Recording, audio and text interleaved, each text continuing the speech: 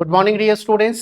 चलिए हम स्टार्ट करते हैं। हम एक अगला टॉपिक बायोलॉजी का जिसमें ह्यूमन बॉडी सिस्टम मानव शरीर तंत्र को देख रहे थे। पिछली क्लास में हमने पाचन तंत्र को कवर किया था और आज की क्लास में हम ह्यूमन बॉडी के दूसरे सिस्टम श्वसन तंत्र में पहुंचते हैं। जैसा कि मैंने आप लोग सभी को बताया है, हर टॉपिक के बाद मैं आपको महत्वपूर्ण एमसीक्यू भी कराऊंगा। तो बिल्कुल हम आपको एमसीक्यू का एक स्पेशल सेशन भी प्रोवाइड करेंगे जिसमें ह्यूमन बॉडी सिस्टम से ही रिलेटेड रहेगा। मतलब जो टॉपिक हम पढ़ रहे हैं उसी टॉपिक का ही हम एमसीक्यू आपको कराने वाले हैं, ठीक है। बट पहले थोड़ा सा इसके आगे बढ़ते हैं। हम अभी एक और ह्यूमन बॉडी सिस्टम को पढ़ते हैं और उसके पश्चात जो है हम एमसीक्यू वाले सेशन पे आएंगे, ठीक है। चलिए स्टार्ट करते हैं। अगर हम अगला जो टॉपिक है वो टॉपिक का नाम है श्वसन तंत्र। श्वसन तंत्र या इसको हम कहते हैं रेस्पिरेशन या रेस्पिरेटरी सिस्टम, या हम सीधा सा कह देंगे रेस्पिरेशन, है ना। रेस्पिरेटरी सिस्टम या रेस्पिरेशन। तो श्वसन क्या है और श्वसन तंत्र कैसे काम करता है, इस टॉपिक पर मैं आप लोगों को बहुत सारगर्भित चीजें बताने वाला हूं और ये जो कंटेंट रहेगा बहुत बहुत महत्वपूर्ण रहेगा, ठीक है। चलिए हम इसको वन बाय वन सब चीजों को समझने का प्रयास करते हैं। तो एक्चुअल में श्वसन वर्ड को अगर हम डिकोड करें, ये रेस्पिरेशन क्या है, अगर इसको थोड़ा समझने का प्रयास करें तो इसको हम कई भागों में बांटेंगे। केवल सांस लेना मतलब श्वसन नहीं होता, वो इसका एक पार्ट जरूर है, उसे हम ब्रीदिंग या श्वासोच्छ्वास कह देते हैं, ठीक है। बट यहां पर श्वसन को अगर हमको समझना है तो कैसे समझेंगे, तो इस प्रकार आप कुछ फ्लो चार्ट बनाएंगे, ठीक है। पहले फ्लो चार्ट में हम यहां पर लिखेंगे वो होता है बाह्य श्वसन। बाह्य श्वसन या इसको कहते हैं एक्सटर्नल रेस्पिरेशन। इसे क्या कहते हैं, एक्सटर्नल रेस्पिरेशन। दूसरा पार्ट होता है, यहां पर हम बात करते हैं वो होता है ना, अंतः श्वसन या आंतरिक श्वसन, या अंतः श्वसन इसको लिखें ज्यादा बेटर है, अंतः श्वसन, जिसको हम कहते हैं internal respiration. Internal respiration, clear है। अब चीजों को बीच में यहां पर देखेंगे, जो भी हम सांस लेते हैं उस गैस का जो है आदान प्रदान होता है, तो यहां पर लिखेंगे तीसरा है गैसों का आदान प्रदान। गैसों का आदान प्रदान, या हमको इसको समझना है transportation of gas. Transportation of gas, ठीक है। चलिए यहां तक आप सभी लोग नोट करिए। अब यहां पर हम समझते हैं क्या होता है जब हम श्वसन वाले टॉपिक में ये तीन कंटेंट को देखते हैं, तो यहां पर सबका अपना अपना एक मीनिंग है, अपना अपना एक अर्थ है। जैसे अभी मैं सांस लिया, सांस अंदर गया, तो वो शरीर के बाहरी भाग में हो रहा है, इसलिए उसको क्या कहते हैं, वह बाह्य श्वसन में आता है। यह सांस कहां जाएगी, हमारे फेफड़े में जाएगी, फेफड़े से कहां जाएगी, रक्त वाहिनियों में जाएगी, रक्त वाहिनी कहां लेकर जाएगी इसको, उसके अंदर जो रक्त है, ब्लड है, लेके जाएगी कोशिका के अंदर, और कोशिका के अंदर उसी ऑक्सीजन का प्रयोग माइटोकॉन्ड्रिया, जो कोशिका का अंग है या कोशिकांग है, उसके द्वारा प्रयोग किया जाएगा, वह अंतः श्वसन में आएगा। क्लियर है। तो अब यहां पर जब यहां पर ट्रांसपोर्टेशन वर्ड देख रहे हैं, या यहां पर गैसों का आदान प्रदान या गैसों का स्थानांतरण वर्ड लिखेंगे ज्यादा बेहतर है ना। आदान प्रदान ना करके इसको हम क्या लिखेंगे, गैसों का स्थानांतरण लिखेंगे। ये वर्ड और थोड़ा सा आसान है ना। तो गैसों का स्थानांतरण, ठीक है। अब यहां पर वन बाय वन एक एक वर्ड को समझिए। एक्सटर्नल रेस्पिरेशन फिर से क्या होता है, दो भाग में बटा रहता है। ये जो दो भाग होता है, एक होता है इसे कहते हैं श्वासोच्छ्वास। श्वासोच्छ्वास, यहां पर श्वासोच्छ्वास देखते हैं, इसमें इसको हम कहते हैं इंग्लिश में ब्रीदिंग। तो श्वासोच्छ्वास या इसे कहते हैं ब्रीदिंग, इसे कहते हैं ब्रीदिंग, ठीक है। अब देखो हम सांस अंदर लिए, सांस अंदर लिए उसे कहते हैं निश्वसन, इसे क्या कहेंगे, निश्वसन। लेकिन सांस जब बाहर छोड़ेंगे तो उसे कहते हैं निःश्वसन। जैसे आप निही करो, निही करेंगे तो ये जो विसर्ग लगा हुआ है तो एयर बाहर निकल रहा है, निःश्वसन, तो एयर बाहर निकल रहा है, तो ये क्या है, एक्सपिरेशन, इसको कहते हैं एक्सपिरेशन, इसे कहते हैं एक्सपिरेशन, और इसे कहते हैं इंस्पिरेशन, इसे कहते हैं इंस्पिरेशन। क्लियर है? क्या समझे? बाह्य श्वसन जो शरीर के बाहरी भाग में हो रहा है, यह फिर से दो भाग में होता है, जिसमें एक नाम है ब्रीदिंग यानी श्वासोच्छ्वास। जब सांस अंदर लेते हैं तो इनवर्ड लिखा है तो इंस्पिरेशन अंदर की ओर, जब सांस बाहर छोड़ते हैं एक्स लिखा है तो एक्सपिरेशन सांस बाहर छोड़ रहे हैं। ठीक है, अब उसके पश्चात यह जाती है कहां, फेफड़ों में। तो फेफड़ों में क्या जाती है, फेफड़ों के अंतिम बिंदु तक जाती है, और फेफड़े के अंतिम बिंदु में वायु कूपिका पाए जाते हैं, और वो वायु कूपिका ब्लड वेसल्स के साथ इस प्रकार जुड़े रहते हैं। तो इधर जब गैस की सांद्रता ज्यादा रहेगी और इधर ब्लड वेसल्स यानी रक्त वाहिनियां हैं, तो उच्च सांद्रता से निम्न सांद्रता की ओर इसका विनिमय हो जाएगा, इसका क्या हो जाएगा, एक प्रकार का विसरण हो जाएगा, डिफ्यूजन हो जाएगा। ठीक है, तो इसको कहते हैं गैसों का विनिमय, गैसों का विनिमय कहा जाता है ना, और इसको कहते हैं exchange of gas, exchange of gas, ये कहते हैं एक्सचेंज ऑफ गैस। गैसों का एक्सचेंज किसके किसके बीच में होगा मैं आगे समझाऊंगा, पहले आप ओवरव्यू को समझिए, ये बहुत आसान भाषा में समझाऊंगा।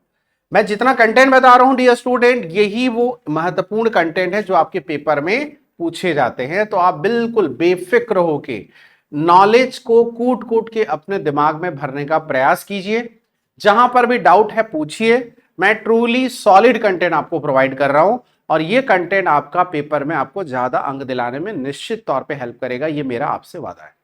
ठीक है, आपको कोई भी अनवांटेड, अनावश्यक टाइम पास और इधर उधर की चीजें एग्जाजरेट करके नहीं बताने वाला, ट्रूली सॉलिड कंटेंट आपको बताऊंगा, इसलिए अच्छी तरह से चीजों को नोट करते चलेंगे। ठीक है, क्लियर है?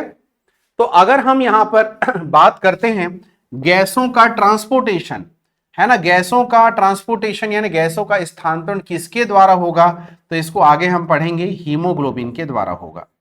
अब हीमोग्लोबिन ब्लड में होता है ना, हीमोग्लोबिन के द्वारा होगा। ठीक है, मैं इसको समझाऊंगा थोड़ी देर में।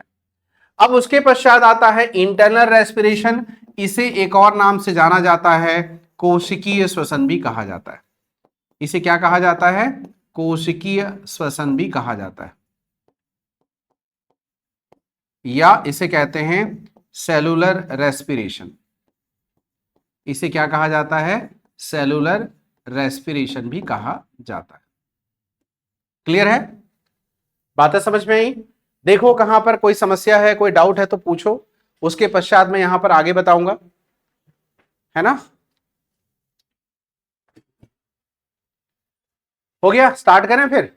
चलिए हम पहले स्टार्ट करते हैं उधर बाह्य श्वसन को, एक्सटर्नल रेस्पिरेशन को, बाह्य श्वसन को हम स्टार्ट करते हैं। तो बाह्य श्वसन वाले टॉपिक में आप लोग को जो प्रश्न पूछा जाएगा उसका आप यहां पर विस्तृत विवरण नोट करें। एक्सटर्नल रेस्पिरेशन, एक्सटर्नल रेस्पिरेशन जिसे हम कह रहे हैं बाह्य श्वसन, बाह्य श्वसन। इसको एक टेबल के फॉर्मेट में याद रख सकते हैं आप। इस प्रकार एक टेबल बनाएं, इस टेबल में हमको कुछ चीजों को यहां नोट करना है। देखिए, जब यहां पर हम सांस अंदर लेते हैं तो उसको मैंने क्या कहा था, इनवर्ड आया तो इंस्पिरेशन का है, इंस्पिरेशन यानी निश्वसन। और जब सांस बाहर छोड़े उसको हम क्या कहते हैं, एक्सपिरेशन, एक्सपिरेशन, या हम क्या कहते हैं, निःश्वसन कहते हैं, निःश्वसन कहते हैं। ठीक है, ये होता है जो गैस जो हम सांस में लेते हैं। तो सामान्यतः एटमॉस्फेयर में क्या मौजूद है, नाइट्रोजन मौजूद है, और क्या मौजूद है, ऑक्सीजन मौजूद है, और क्या मौजूद है, कार्बन डाइऑक्साइड मौजूद है। प्रमुख रूप से यही नेचुरली ज्यादा परसेंटेज रहता है।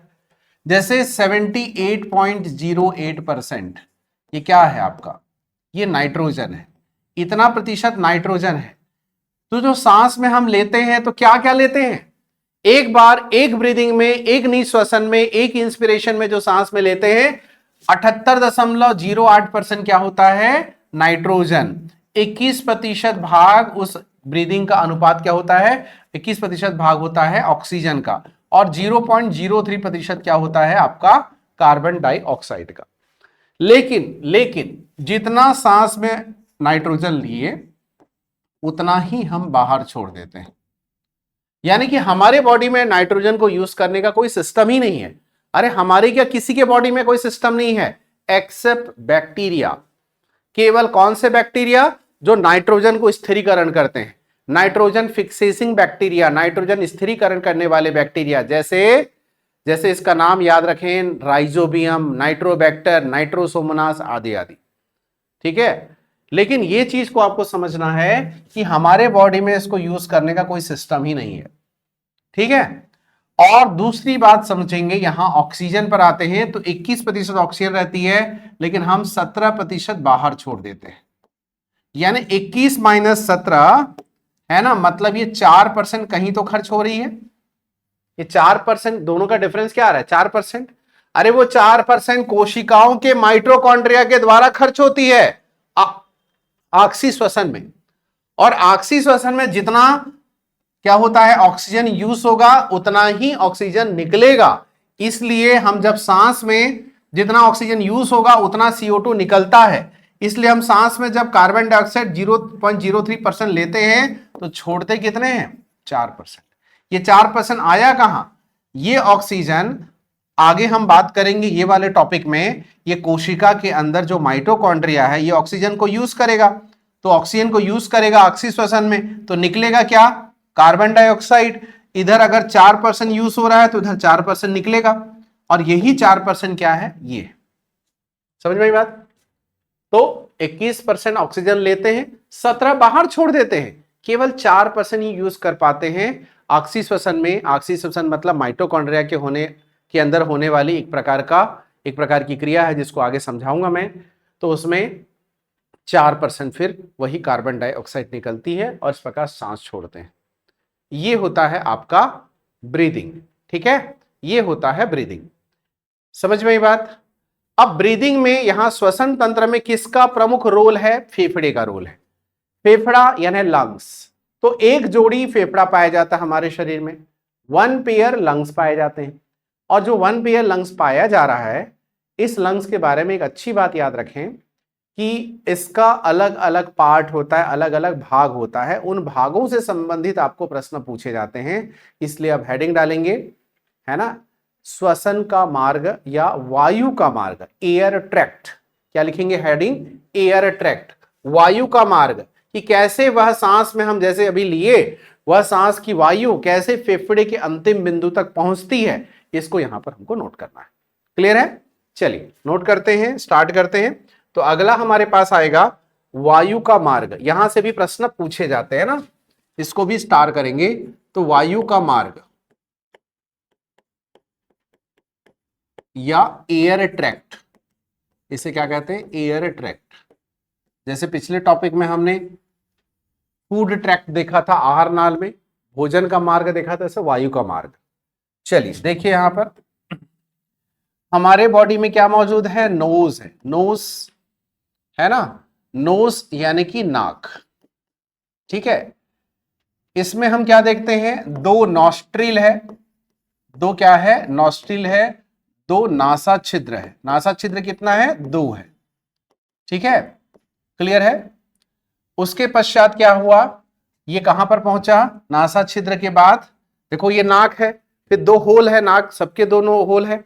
उसके पश्चात यहां पर कहां जाएगा, नेजल कैविटी में जाएगा, नेजल कैविटी, या इसे हम कहते हैं नासा गुहा, जहां पर उस नाक के अंदर क्या मिलेगा, म्यूकस मिलेगा, श्लेष्म मिलेगा। और उसी में क्या मिलेगा आपको, हेयर मिलेगा, बाल मिलेंगे। नाक के अंदर बाल होते हैं, नाक के अंदर म्यूकस होते हैं, ये वही चीज है ना। उसके पश्चात आपको याद रखना है तीन चीजें, देखो पी, उसके बाद देखेंगे यहां पर एल, और उसके पश्चात देखेंगे हम यहां पर टी। ये तीनों का सीक्वेंस जरूर याद रखना, PLT, pharynx लैरिंग्स trachea. Pharynx लैरिंग्स trachea Hindi में भी लिखा रहा हूं, तो यहां पर पहले इंग्लिश लिखो, तो फेरिंग्स जिसको क्या कहते हैं, ग्रसनी, ठीक है। लैरिंग्स, लैरिंग्स जिसका मतलब होता है, लैरिंग्स का मतलब क्या होता है यहां पर होता है स्वर यंत्र। स्वर यंत्र, जैसे मैं बोल पा रहा हूं, आप आवाज सुन पा रहे हैं, आप भी बोल पा रहे हैं, मैं सुन पाऊंगा, तो ये जो आवाज प्रोड्यूस कहां होती है, लैरिंग्स से प्राप्त होती है। उसके बाद क्या आता है, ट्रैकिया। तो यहां पर ट्रैकिया, इसको कहा जाता है श्वास नली। इसे क्या कहा जाता है, श्वास नली कहा जाता है। इसलिए कंफ्यूजन ना हो करके मैं ये एक एक कीवर्ड बताया, फेरिंग्स लैरिंग्स ट्रैकिया, तो PLT याद रखना। इसलिए यहां से बहुत सारे प्रश्न आपसे बनेंगे, इसमें सही क्रम में अरेंज कराने के लिए प्रश्न आता है, सही सीक्वेंस में अरेंज करने के लिए प्रश्न आता है। तो फेरिंग्स लैरिंग ट्रैकिया हो गया। ये श्वास नली फिर क्या होती है, देखो इस प्रकार ये श्वास नली होगी।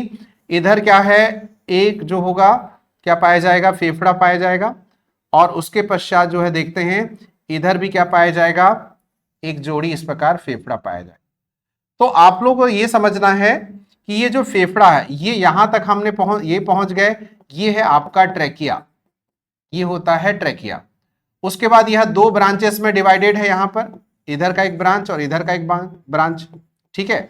ये जो दो ब्रांच में ये डिवाइडेड है, फाइनली याद रखना ये जो डिवाइडेड है, फिर से ये प्राथमिक, देखो राइट साइड वाला ब्रांच तीन भागों में विभाजित रहेगा, लेफ्ट साइड वाला ब्रांच दो भागों में इस प्रकार विभाजित रहेगा।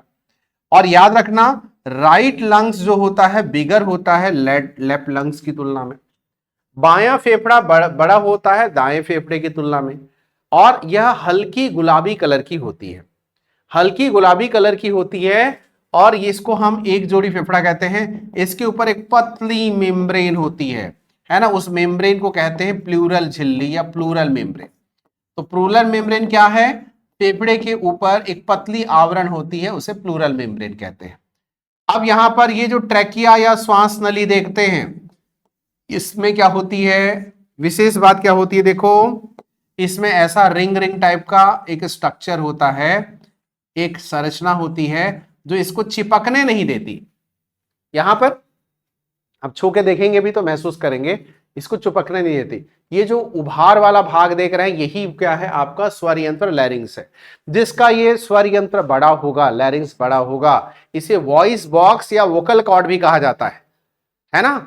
तो जैसे अमरीश पुरी साहब की आवाज, या जैसे रजा मुराद साहब की आवाज, या जैसे सुखविंदर सिंह की आवाज, मिका सिंह की आवाज मोटी है ना, तो उनका वोकल कॉर्ड बड़ा है, स्वर यंत्र बड़ा है। फीमेल्स की आवाज जनरली थोड़ी पतली सुरीली होती है, सुरैया की आवाज पतली थी, है ना। उसके अलावा श्रेया घोषाल की आवाज पतली है। तो ये लैरिंग्स है, तो ये क्या होता है, छोटी होती है, इसलिए काफी सुरीली आवाज निकल रही है। समझ में ये बात। तो आप इस बात को थोड़ा समझें कि ये वायु जा रही है ट्रैकिया तक, और ट्रैकिया के पश्चात यह दो भाग में डिवाइड हो गई, लेफ्ट और राइट। तो इसके बाद इसका नाम क्या हो जाता है, इसके बाद इसका नाम हो जाता है ब्रोंकस।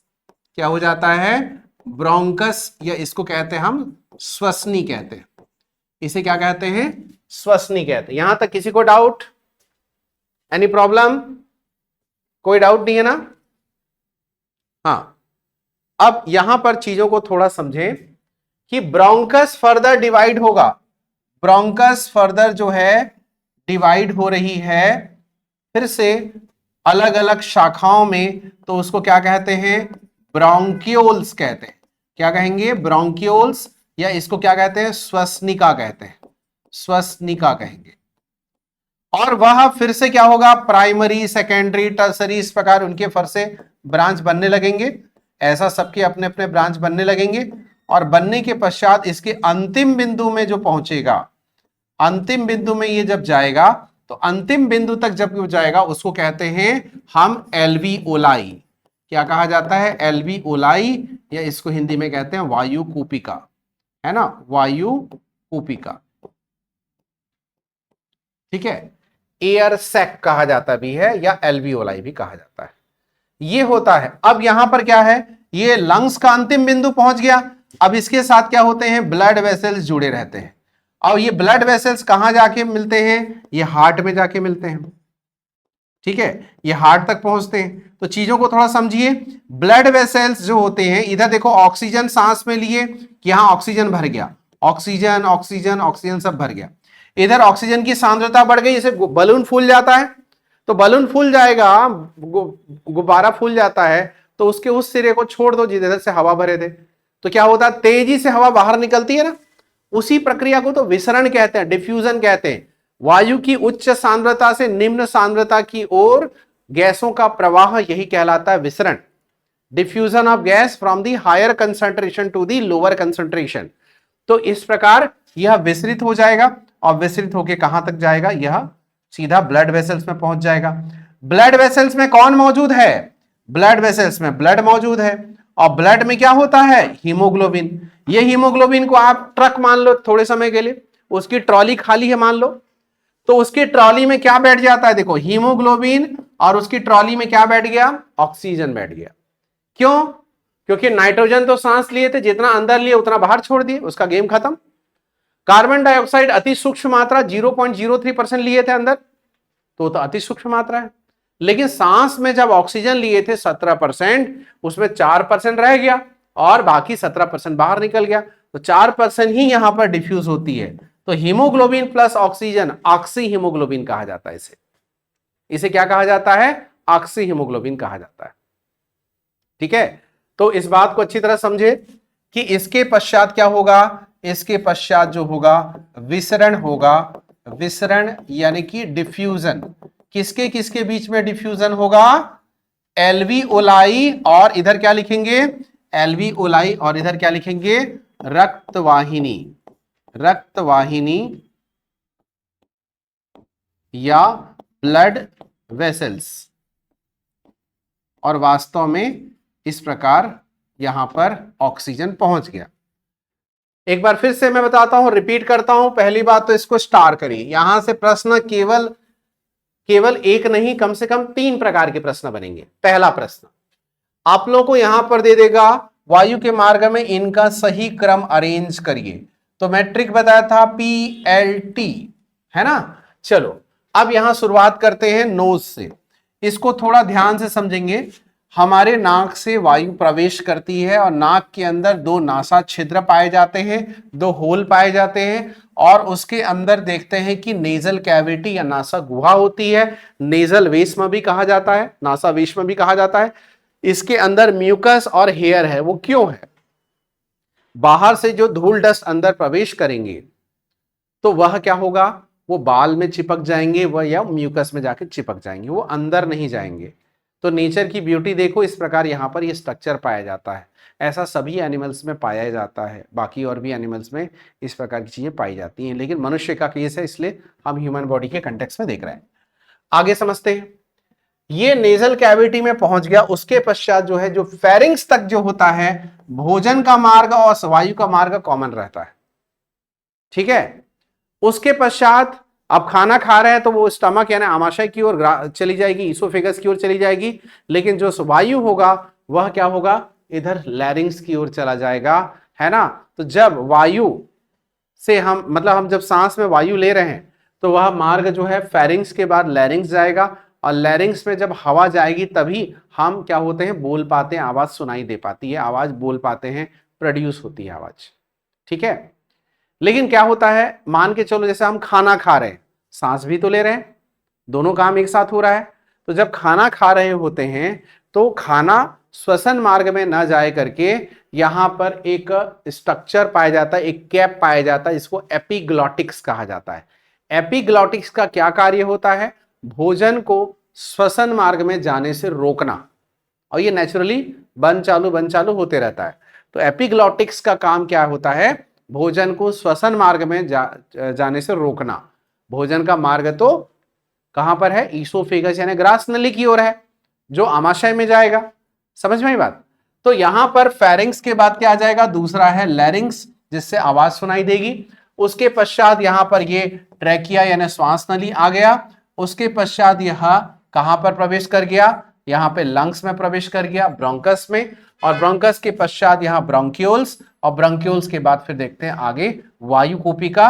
और यहां पर गैसों का सांद्रता ज्यादा हो गया, तो उच्च सांद्रता से निम्न सांद्रता की ओर वायु कूपिका से रक्तवाहिनी को वह क्या दे देता है, ऑक्सीजन दे देता है। अब यहां रक्तवाहिनी के अंदर हीमोग्लोबिन है, क्योंकि ब्लड है उसके अंदर, तो ये ब्लड जो होता है उसके अंदर हीमोग्लोबिन ऑक्सीजन के साथ एसोसिएट हो जाएगा और क्या बना देगा, ऑक्सी हीमोग्लोबिन बना देगा। यही ऑक्सी हीमोग्लोबिन के रूप में ऑक्सीजन का परिवहन होता है। अभी परिवहन वाला टॉपिक मैं बता रहा हूं, ठीक है। यहां तक कोई डाउट, कोई समस्या, चेक करो, पूछो। मैं चाहता हूं इस टॉपिक पे पूरी तरह से चीजें क्लियर रहे।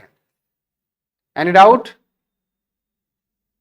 है ना। बहुत इंपॉर्टेंट कंटेंट बताएं, यहां से प्रश्न पूछा जाएगा, इसलिए इसको स्टार करवाया हूं, है ना। चलो आगे बढ़ते हैं हम, है ना। ये फेफड़े वाला कंटेंट दोबारा मैं आखिरी में फिर से बताऊंगा, फिलहाल आप लोग आगे बढ़ें।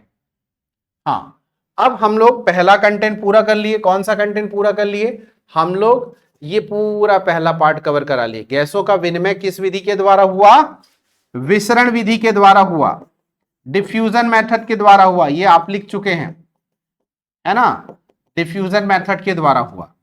अब उसके पश्चात मामला हीमोग्लोबिन का आएगा, तो यहां से भी काफी महत्वपूर्ण प्रश्न पूछे जाते हैं। तो गैसों का स्थानांतरण पर आते हैं।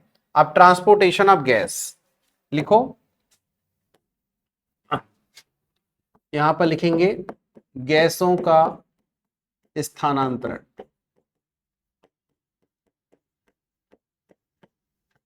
यानी कि हम कहते हैं ट्रांसपोर्टेशन ऑफ गैस। अब इसको भी आप लोग स्टार करें, क्योंकि यहां पर जो कंटेंट अभी बताने वाला हूं ये भी एग्जाम के लिए बहुत फेवरेट रहा है, कई बार पूछा गया है। तो गैसों का स्थानांतरण, हम तो सांस में दो चीज ले लेते थे अंदर, एक तो होता है ऑक्सीजन का परिवहन। ऑक्सीजन का परिवहन कौन करेगा, ठीक है।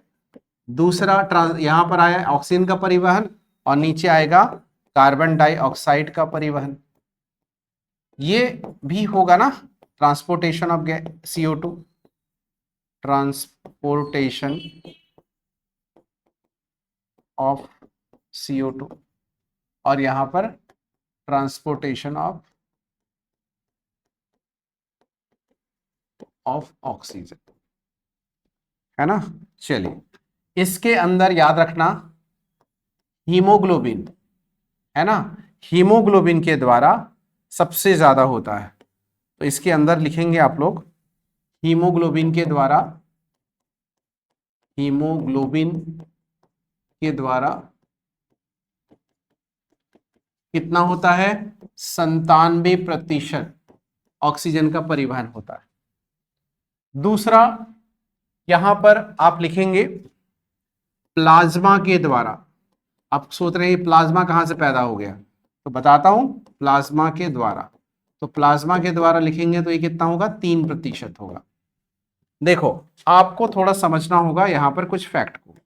ये जो प्लाज्मा या हीमोग्लोबिन ये कहां से आया, तो ब्लड में मौजूद होता है। अगर हम जो ब्लड यानी रक्त का अगर कॉम्पोजिशन देखेंगे, इनकी संरचना देखेंगे, इनका संघटन देखेंगे, तो वह दो चीजों से मिलकर बना होता है। एक होता है प्लाज्मा, जो ब्लड का कितना प्रतिशत होता है, 55% होता है। और दूसरा होता है रुधिर कोशिका यानी रक्त कोशिका। तो रुधिर कोशिका जो होती है वह होती है 45%। ये क्या होती है, 45%, ठीक है।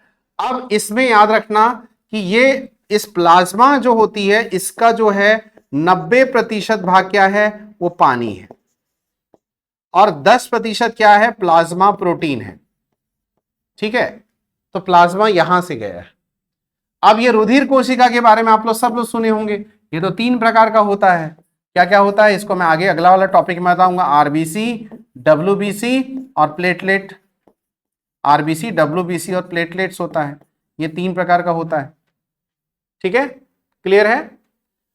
तो अगर आपको पूछा जाए ऑक्सीजन का सर्वाधिक परिवहन किसके द्वारा किया जाता है, तो हीमोग्लोबिन के द्वारा किया जाता है।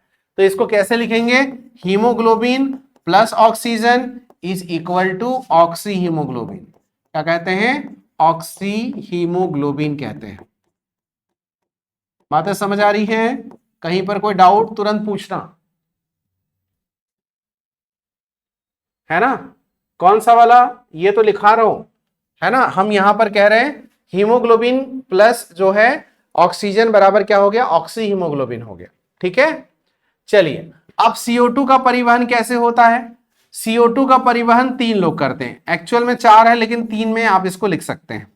ठीक है, देखो CO2 का परिवहन कौन करेगा, सबसे ज्यादा जो करता है वो है बाइकार्बोनेट करता है। अब ये बाइकार्बोनेट कहां से पैदा हो गया ये भी बताऊंगा, पहले लिखो बाइकार्बोनेट के द्वारा। ठीक है, दूसरी बात यहां पर लिखेंगे बाइकार्बोनेट के अलावा दूसरा जो पॉइंट है that is also very very important, वो होता है आपका हीमोग्लोबिन, ये भी थोड़ा सा करता है। ठीक है, और उसके पश्चात करता है यहां पर अल्प मात्रा में क्या करता है, प्लाज्मा भी करता है। ठीक है, थोड़ा सा देखो, लगभग 65% भाग कार्बन डाइऑक्साइड का परिवहन कौन करता है, बाइकार्बोनेट, जो ब्लड के अंदर मौजूद होता है। ब्लड एक बहती हुई नदी है, अभी बाढ़ जा रही, बारिश बहुत हो रही है ना, उस नदी में क्या क्या बह के जा रहा है समझो। तो ब्लड भी इस प्रकार एक बहती हुई नदी जैसा, उसमें दुनिया भर की चीजें बह के जा रही है।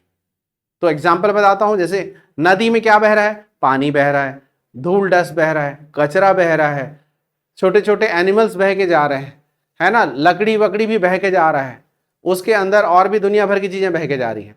उसी प्रकार ब्लड भी ब्लड वेसल्स के अंदर जा रहा है, उसमें क्या है, भोज्य पदार्थ, पोषक पदार्थ बह के रहे हैं, उसमें पानी है, उसमें प्लाज्मा है, उसमें इतने प्रकार के जो है आरबीसी, डब्ल्यूबीसी, प्लेटलेट जैसी कोशिकाएं हैं। उसके अलावा आप उसमें समझो उसमें एंजाइम भी है, सॉरी उसमें हार्मोन भी है, उसमें और भी कई प्रकार के अपशिष्ट पदार्थ भी हैं, उसमें बाइकार्बोनेट भी है। ठीक है, तो कई सारे खनिज तत्व हम खाते हैं ना, जैसे पालक चौलाई भाजी खाए तो आयरन मिला, दूध पिए तो कैल्शियम मिला, तो ये सब कहां जाएगा, ब्लड के अंदर तो जाएगा ना, उसी के अंदर तो घुला रहेगा, वो कोशिकाओं तक जाएगा, कोशिका उसको उपयोग करेगा, वृद्धि विकास करेगा, जिसके कारण कोशिकाओं के विकास के कारण ऊतक या टिश्यू का विकास होगा, टिश्यू के विकास के कारण जो है अंग का विकास होगा, और हम विकास करते जाएंगे, वृद्धि करते जाएंगे। समझ में ये बात। अनिल जी कौन सा दोबारा बताना है एक बार कमेंट कर लेना। ठीक है, हाँ ये चीज तो लिख ही रहा हूं पूरा, कौन सा ये वाला पार्ट को कह रहे हैं, ये तो अभी दोबारा रिपीट होगा। ठीक, हीमोग्लोबिन, तो देखो इस बात को समझो, हीमोग्लोबिन यहां बना गया, ऑक्सी हीमोग्लोबिन बनाया ना, तो हीमोग्लोबिन का पहला प्यार कौन है बताऊं, हीमोग्लोबिन का वास्तव में पहला प्यार कार्बन मोनोऑक्साइड है, दूसरे नंबर में वो कार्बन डाइऑक्साइड को प्राथमिकता देता है, तीसरे नंबर में ऑक्सीजन को रहता है। इसको कहा जाता है बंधन क्षमता। हीमोग्लोबिन किसके साथ बॉन्ड बनाता है, तो इसका बंधन क्षमता, ठीक है, इस प्रकार होती है। तो पहले नंबर में कार्बन डाइऑक्साइड, दूसरे नंबर में, पहले नंबर में कार्बन मोनोऑक्साइड, दूसरे नंबर में कार्बन डाइऑक्साइड, तीसरे नंबर में ऑक्सीजन। ठीक है, चीजों को समझिए, यहां पर बाइकार्बोनेट ग्रुप में 65% और इसके अलावा यहां पर क्या है लगभग 25%, और प्लाज्मा के द्वारा कितना होगा 10% होगा। तो इस प्रकार 100% का ये कार्बन डाइऑक्साइड का परिवहन करता है।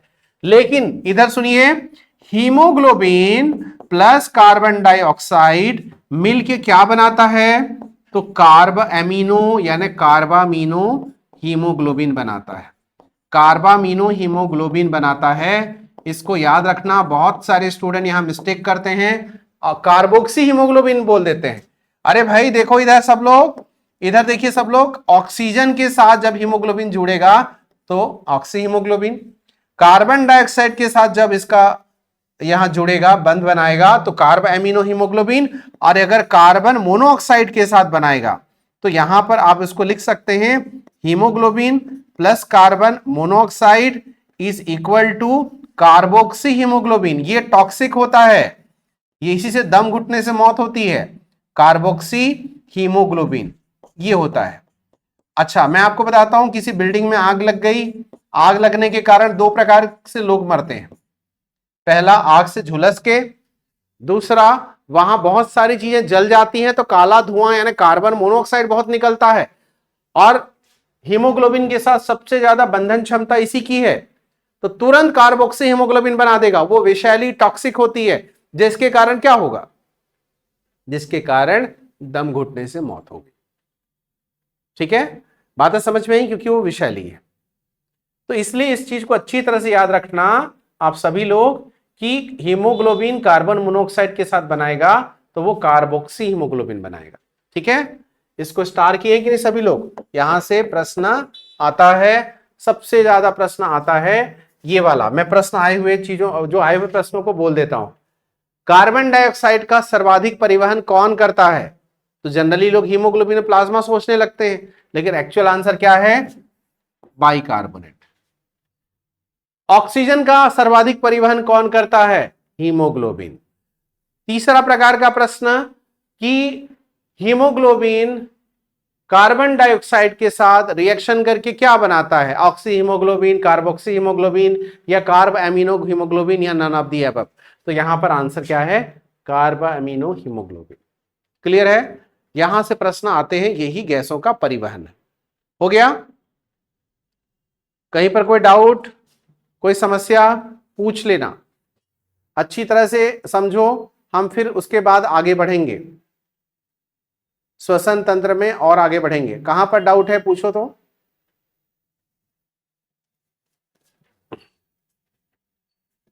गैसों का स्थानांतरण हो गया।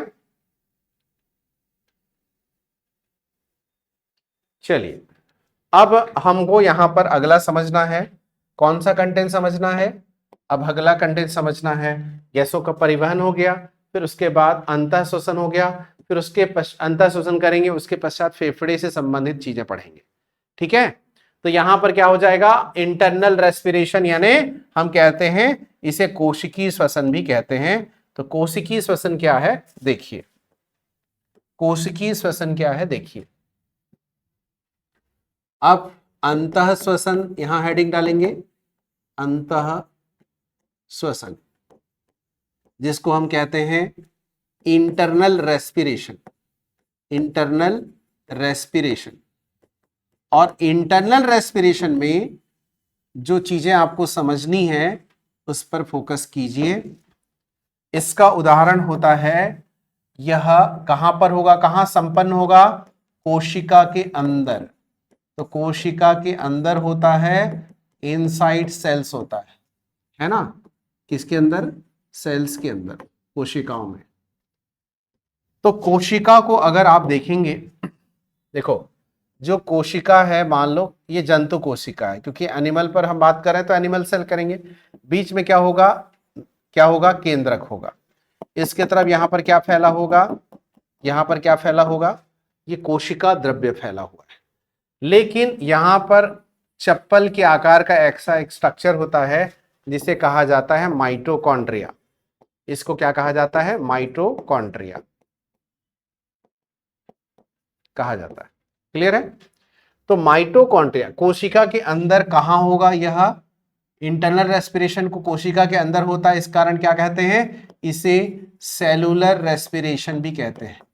सेलुलर रेस्पिरेशन, या इसे हम कहते हैं कोशिकीय श्वसन भी कहते हैं, कोशिकीय श्वसन भी कहते हैं, क्योंकि कोशिका के अंदर हो रहा है। अरे कोशिका के अंदर कहां पर हो रहा है, तो आप कहते हैं सर माइटोकॉन्ड्रिया के अंदर हो रहा है। अच्छा, तो माइटोकॉन्ड्रिया के अंदर क्या होना चाहिए भाई, माइटोकॉन्ड्रिया के अंदर क्या होना चाहिए, जो गैसों का परिवहन हो रहा था, किसके द्वारा, हीमोग्लोबिन के द्वारा, प्लाज्मा के द्वारा। ये जो 97 + 3% यानी 100% जो ऑक्सीजन का परिवहन हो रहा है, ये दोनों तो ब्लड है ना, क्योंकि हीमोग्लोबिन प्लाज्मा तो यहीं पर है। आरबीसी के अंदर हीमोग्लोबिन होता है, हीमोग्लोबिन किसके अंदर होता है, आरबीसी के अंदर होता है। ठीक है, तो चीजों को थोड़ा समझें ये कहां लेकर जाएगा, कोई तो अंतिम बिंदु होगा, तो वो अंतिम बिंदु होता है कोशिका या सेल। तो वो सेल तक पहुंचा दिया ऑक्सीजन को, ऑक्सीजन को कहां पहुंचा दिया कोशिका के अंदर।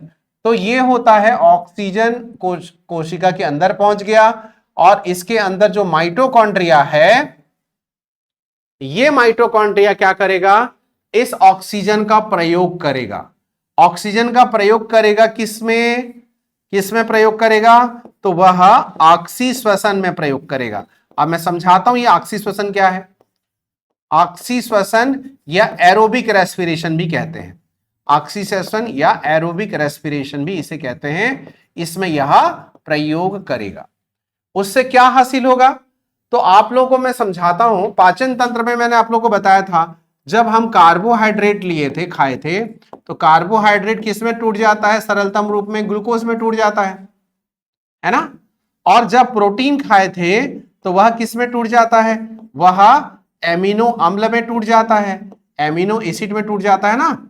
और जब हम फैट खाए थे, वसा खाए थे, तो वसा जो है किस में टूट गया था, वसीय अम्ल यानी फैटी एसिड प्लस क्या है, ग्लिसरॉल में टूट जाता है। फैटी एसिड प्लस ग्लिसरॉल में टूट जाता है। ठीक है, चीजें समझ पा रहे हैं। तो ये जो ग्लूकोज है जो सिंपल फॉर्म में टूटा था, याद करो खाना खाए थे ना, दाल रोटी सब्जी खाए थे, सब चीजें, ये आज भी ब्रेकफास्ट किए हैं, तो वो जाता है कहां पर, हमारे मुख के अंदर, उससे होते हुए कहां जाएगा, हमारे आहार नाल में प्रवेश कर गया, तो वह आमाशय होते हुए छोटी आंत में जाता है। मैंने आप लोगों को बताया था 3 ही जगह पाचन होता है, मुख के अंदर, आमाशय के अंदर और छोटी आंत के अंदर। छोटी आंत में सर्वाधिक पाचन होता है, मुख के अंदर सबसे कम पाचन होता है। तो अंतिम रूप से जो पाचन हो रहा है वो छोटी आंत में हो रहा है, और जिसमें पाचन का अर्थ मैंने बताया था, डाइजेशन का मतलब बताया था, जटिल अणुओं का सरल अणुओं में टूटना। तो यहां पर भी तो वही हो रहा है, कार्बोहाइड्रेट सरलतम रूप ग्लूकोज में टूट रहा है, प्रोटीन एमिनो एसिड में टूट रहा है, फैट फैटी एसिड में टूट रहा है। तो इसी को यानी कि हम कहते हैं एरोबिक रेस्पिरेशन में इन सब को क्या कहेंगे, भोज्य पदार्थ कहेंगे। क्या कहेंगे, भोज्य पदार्थ यानी कि न्यूट्रेंट कहेंगे। तो इन्हीं पोषक तत्वों को, इन्हीं पोषक तत्व यानी न्यूट्रेंट प्लस ऑक्सीजन के प्रयोग से क्या हो रहा है, ऑक्सीकरण प्रक्रिया हो रही है। जहां ऑक्सीजन प्रयोग होगा उसे ऑक्सीकरण कहते हैं। तो ऑक्सीकरण प्रक्रिया हो रही है, तो बदले में क्या निकल रही है, बदले में ये निकल रही है ऊर्जा। तो जैसे ग्लूकोज प्लस ऑक्सीजन, इससे क्या निकलता है, 38 एटीपी ऊर्जा निकलती है, और प्लस क्या निकला, कार्बन डाइऑक्साइड निकला। जितना % ऑक्सीजन उपयोग किया जाएगा उतना % कार्बन डाइऑक्साइड निकलेगा, बताया था। ये कार्बन डाइऑक्साइड का परिवहन फिर वही कोशिका से कौन लेकर आएगा, बाइकार्बोनेट उधर से लेकर आएगा। और कहां लेकर आएगा, कौन लेकर आएगा, हीमोग्लोबिन लेकर आएगा। और कौन लेकर आएगा, प्लाज्मा लेकर आएगा। यानी कोशिकाओं से हृदय तक, हृदय से फिर कहां तक, हृदय से फिर कहां तक, यहां तक। हृदय से इस बार कहां तक, इधर कहा गया ब्लड वेसल्स, ब्लड वेसल्स के पास यहां पर कार्बन डाइऑक्साइड मौजूद है। इसमें भी सेम वही चीज होती है, इसमें भी सेम वही होती है। आखिरी में क्या पाया जाता है, इस प्रकार छोटे छोटे क्या पाए जाते हैं, वायु कूपी का एल्वियोलाई पाए जाते हैं। इस बार जो है कार्बन डाइऑक्साइड की मात्रा इधर ज्यादा है, तो इधर उच्च सांद्रता है, इधर निम्न सांद्रता है, और इधर चुपचाप देखते हैं ये ब्लड वेसल्स के साथ ऐसा जुड़ा है, तो ये ब्लड वेसल्स के साथ ऐसा जुड़ा है। तो इस प्रकार रक्तवाहिनी से एल्वियोलाई को CO2 क्या हो जाएगा, विसरण हो जाएगा, डिफ्यूजन हो जाएगा। फिर इधर से क्या है, ऐसा करते हुए कार्बन डाइऑक्साइड जाएगा, बाहर निकलेगा, और ऐसे करते करते करते करते हम सांस से इस प्रकार हम बाहर निकाल देते हैं। अभी जो सांस छोड़ रहे हैं ना, ऐसा करके गर्म एयर है, CO2 है, समझ में आई बात। तो उसमें क्या हुआ, कार्बन डाइऑक्साइड के द्वारा उत्पादित, कोशिका के द्वारा उत्पादित कार्बन डाइऑक्साइड को कहां पर ले आया गया, फेफड़े के मुहाने पर ले आया गया। यहां पर क्या मौजूद है, यहां पर उसको बाइकार्बोनेट, हीमोग्लोबिन, प्लाज्मा लेकर आ गए। यानी रक्त वाहिनियों में कार्बन डाइऑक्साइड की उच्च सांद्रता है, उसके साथ जुड़ा है एल्वियोलाई, उच्च सांद्रता से निम्न सांद्रता की ओर, एल्वियोलाई की ओर यानी फेफड़े की ओर CO2 आ गया और CO2 को फिर हम उसी मार्ग से शरीर से बाहर निकाल देते हैं। बातें समझ में आई? कितनों को दिक्कत हुआ बताओ? कहीं पर कोई डाउट तो पूछो। तो माइटोकॉन्ड्रिया में ऊर्जा उत्पादित होती है, इसलिए तो माइटोकॉन्ड्रिया को कोशिका का पावर हाउस कहते हैं। कोशिका का पावर हाउस किसे कहते हैं? माइटोकॉन्ड्रिया को कहते हैं। सबको समझ में आई बात? अंतःश्वसन का मतलब क्या है ना? अच्छा, अब मैं थोड़ा सा इसको और हल्का सा डिटेल बता देता हूं ताकि आप लोगों को समझ आए। देखो, ये जो माइटोकॉन्ड्रिया के अंदर जो 38 ATP ऊर्जा निकल रही है, इससे क्या होता है, इसके कारण जो है कुछ प्रमुख घटनाएं होती हैं, उन घटनाओं को मैं यहां पर बता रहा हूं। ठीक है, इसी का ही पार्ट है। देखो, मान लो हम ग्लूकोज को तोड़ते हैं, ये ग्लूकोज कार्बोहाइड्रेट का ही तो रूप है, मोनोसैकेराइड के रूप में। ये ग्लूकोज का हम यहां पर क्या करते हैं, इस ग्लूकोज का हम ऑक्सीजन की उपस्थिति में दूसरा ऑक्सीजन की कमी में और तीसरा ऑक्सीजन की अनुपस्थिति में एब्सेंस में। ठीक है, ऑक्सीजन की अनुपस्थिति में अगर इस ग्लूकोज को तोड़ा जाए मतलब उसका ब्रेक डाउन किया जाए, तो यहां पर होता क्या है, यहां पर ग्लूकोज का फॉर्मूला क्या लिखेंगे, C6H12O6 है, प्लस क्या है, ऑक्सीजन है। इससे क्या निकला, इससे पानी, कार्बन डाइऑक्साइड और पानी बनता है, और इससे क्या निकलती है, 38 ATP निकलती है। ये ATP को क्या कहा जाता है, एडिनोसिन ट्राइफॉस्फेट। इसे और क्या कहा जाता है, ऊर्जा की मुद्रा कही जाती है, एनर्जी की करेंसी कही जाती है। 38 ATP, इसी ATP के कारण हमारे और आपके शरीर में भी ऊर्जा है। समझे बात? तो ये क्या है, आपका ATP है ना। अच्छा, ये ऑक्सीजन की उपस्थिति में, प्रेजेंस में है ना, मतलब पर्याप्त मात्रा में ऑक्सीजन है तब होता है, और मतलब ग्लूकोज से आपको एनर्जी प्राप्त होती है। इसलिए थकावट होती है, ग्लूकोज पानी पीते हो, उससे क्या होता है, तुरंत ऊर्जा प्राप्त होती है। क्यों? क्योंकि यहां पर आप नेचुरल ग्लूकोज ना लेके वहां पर आप पैकेट वाला ग्लूकोज को आप सीधा खा रहे हैं। ठीक है, बहुत स्वादिष्ट भी लगता है, ग्लूकोज पानी पी के अंदर वो लिए भी, तो उससे क्या हो रहा है, ये ऊर्जा बन रही है। क्लियर है? अब ऑक्सीजन की कमी होगी तो क्या होगा, तो ऑक्सीजन की कमी होने पर यही ग्लूकोज C6H12O6 जो है, ऑक्सीजन की कमी होने पर, ऑक्सीजन की कमी में ये क्या बनता है, ये लैक्टिक अम्ल बनता है, लैक्टिक अम्ल बनता है। और लैक्टिक अम्ल के पश्चात यहां पर केवल 2 ATP बनती है। देखो, वही 1 ग्राम ग्लूकोज लिए, इसमें भी 1 ग्राम ग्लूकोज लिए, ज्यादा ऊर्जा निकल रही है, और यहां पर केवल 2 ATP बन रही है। इसको अभी आप लोग फिजिकल पास करके आए हो ना, तो जिस दिन फिजिकल दौड़े भाग किए होगे, या अभी बारी आएगी आपको, कितना किलोमीटर चलना है ना, 14 किलोमीटर या 25 किलोमीटर जो भी है ना, तो जब चलोगे ना तो आपके हाथ पैर दर्द करने लगेंगे।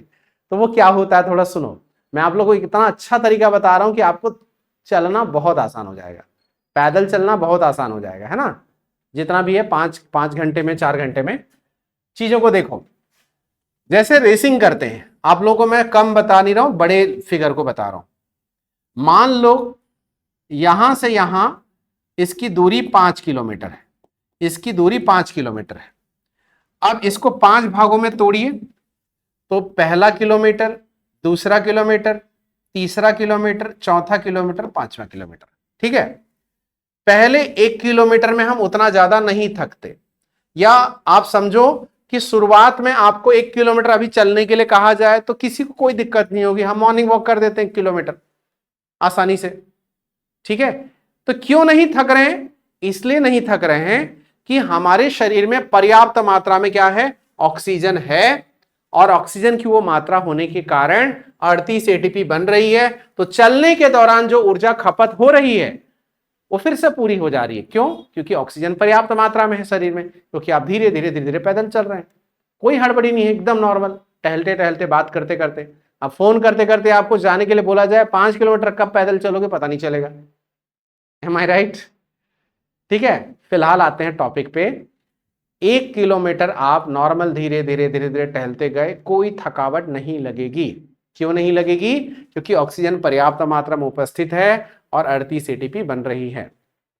बट अगर आपको दूसरा किलोमीटर, तीसरा किलोमीटर, चौथा किलोमीटर ऐसे जाने के लिए कहा जाए तो एक समय बाद आप थकने लगोगे।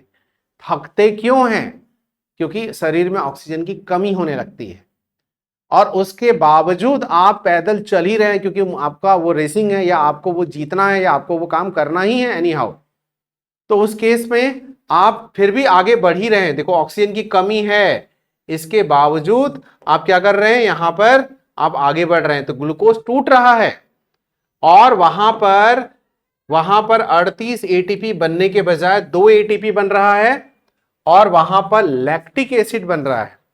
यही लैक्टिक एसिड आपके मसल्स में, पेशियों में जम जाता है, उसकी थिकनिंग हो जाती है, जमाव हो जाता है और उसी के कारण हाथ पैर दर्द होना चालू होता है।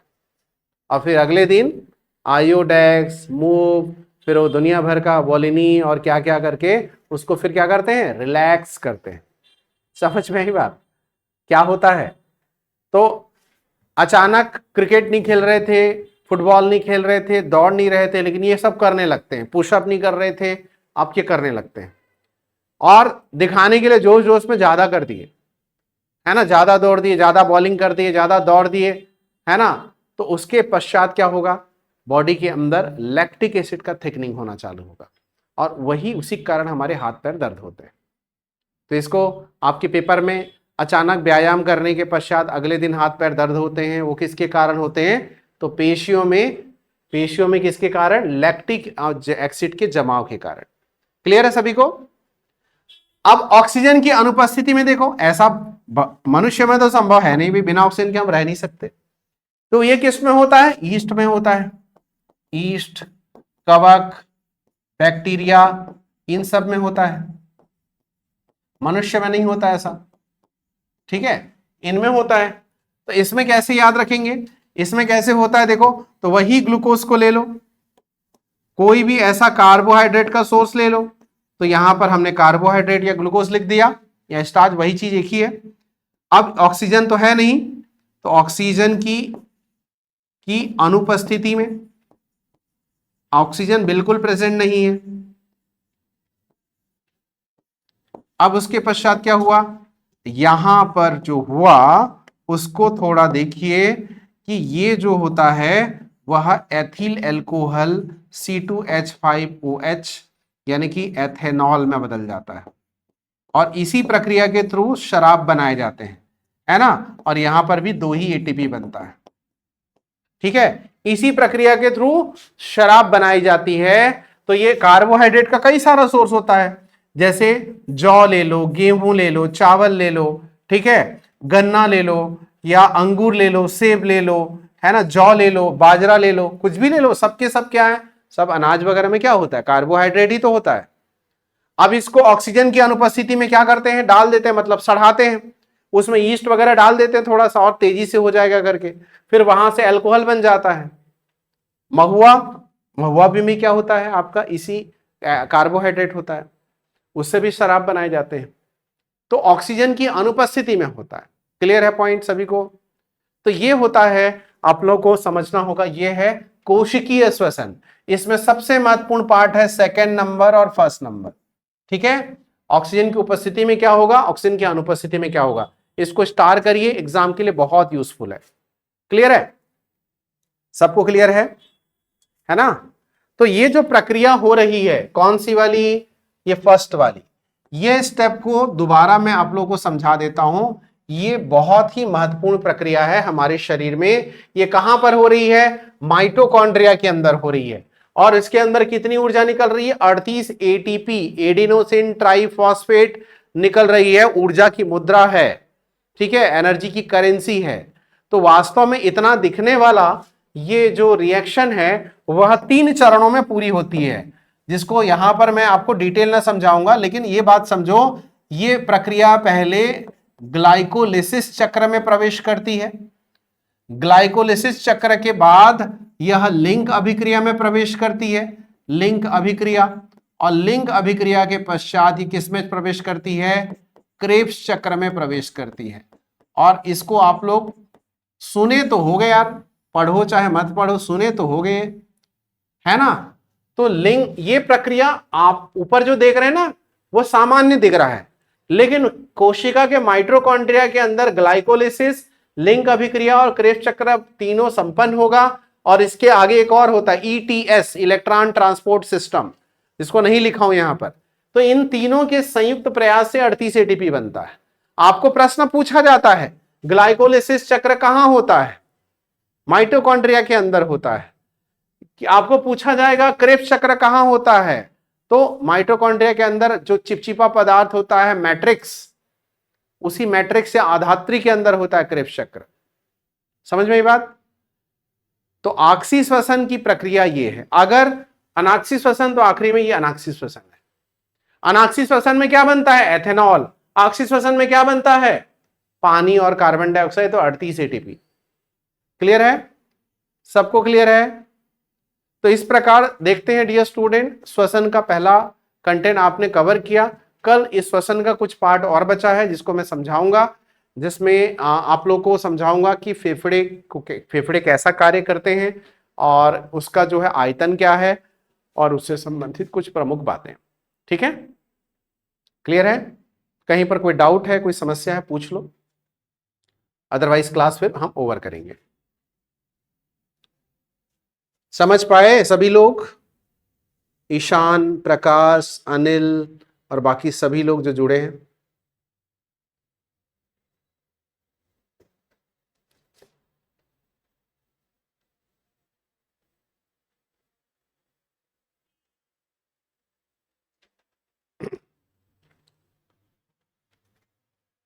Yes, it is okay. चलिए फिर मिलते हैं फिर नेक्स्ट क्लास में। नेक्स्ट क्लास में हम इसको पूरा, थोड़ा सा कंटेंट बचा है, उसके पश्चात नेक्स्ट क्लास में मैं नया टॉपिक भी स्टार्ट करूंगा, परिसंचरण तंत्र। परिसंचरण तंत्र का अर्थ होता है कि सर्कुलेटरी सिस्टम, जिसमें हृदय और उससे संबंधित धमनी शिरा, उससे संबंधित फिर आप देखेंगे कई सारे जो हैं हृदय स्पंदन से संबंधित शब्द, ब्लड प्रेशर आदि सब चीज़ों को हम अगली क्लास में पढ़ेंगे, लेकिन पहले श्वसन वाला टॉपिक कवर करेंगे। ठीक है? चलिए, थैंक यू सो मच।